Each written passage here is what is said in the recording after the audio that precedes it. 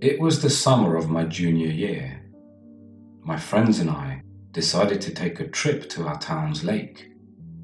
There were 5 of us: Jazz, Kenrick, Olivia, Ava, and I.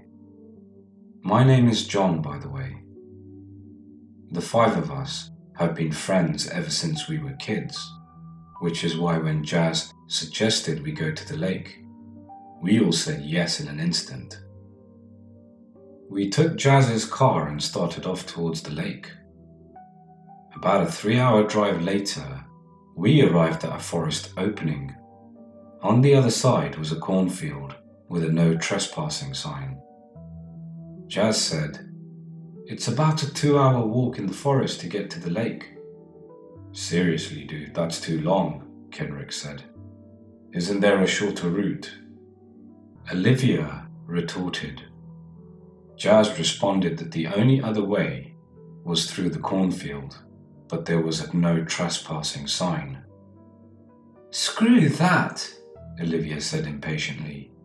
"Who is going to see us? We are in the middle of nowhere." I tried to protest, but in the end, they all agreed to pass through the cornfield. On our track through the cornfield, I kept getting a feeling of unease. I felt something was not right, like someone or something was tracking our every movement. My unease was amplified when Jazz ushered me over to see something he found in the mud. It was a severed finger. "How do you think it got there?" I said. "I don't know, but it seems like it happened recently," Jazz responded. "Do you think we should tell the others?" I spoke nervously. "No, we don't need the others getting riled up. Let's continue to the lake, and once we get there, we will just not pass back through the cornfield, agreed?" Jazz said questioningly. "Okay, agreed." We kept on our track to the lake, but after a while, we realized we were getting nowhere. We had been walking straight, so we would have been there by now. "What the hell? Wasn't this supposed to be a shortcut?" Kenrick shouted out of frustration. "I don't know. We were supposed to be out in the cornfield by now," Jazz said with a crack in his voice. We found a severed finger," I said, almost with relief. "What? And you didn't think to tell us?" Olivia cursed at us. "No point in turning back now," Ava said. The thing about Ava is she rarely speaks, so hearing her say that, we just decided to continue on. While walking on, it seems the night had fallen on us. Everyone was worried now. We all pulled out our phones, but there was no signal, but at least we had our lights. After a while walking, we heard a blood-curdling scream. "What was that?" Olivia fearfully said. A second one was heard even closer. We heard something moving around the cornfield at a fast pace. "Hello?" Jazz shouted. "Who is there?" On those words, a dark figure burst out of the cornfield, running right towards us. "Shit! Run!" I said. We all ran through the cornfield back from where we eventually came, eventually running out of stamina. I was breathing heavily, while Ava and Olivia were now sobbing. Jazz was on the ground trying to catch his breath. "What the hell was that?" I said. Jazz just responded with, "Jesus." "Wait, where is Kenrick?" Ava said through sobs. We then heard the loud screams of our dear friend. He was crying for help. I swear, I've never heard another human scream like that before. But his screams were cut short, and in the same instance, an object fell right in front of Ava, and she started screaming. But Olivia shoved her hands against her mouth. I looked over, only to almost have a mental breakdown. I saw the severed head of Kenrick, my dear friend, who I know since we were kids, gone in an instant. I didn't have time to weep, as we heard the monster moving around in the cornfield getting closer. We tried to remain silent so that it would not hear us, and we tried to move slowly and quietly. Somehow, we managed to move forward without getting the thing's attention. Moments later, we somehow made it out of the cornfield.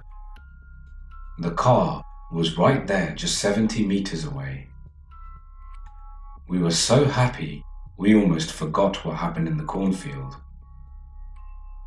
Our happiness was short-lived, when in the blink of an eye, Olivia was scooped up like a rag doll by that thing.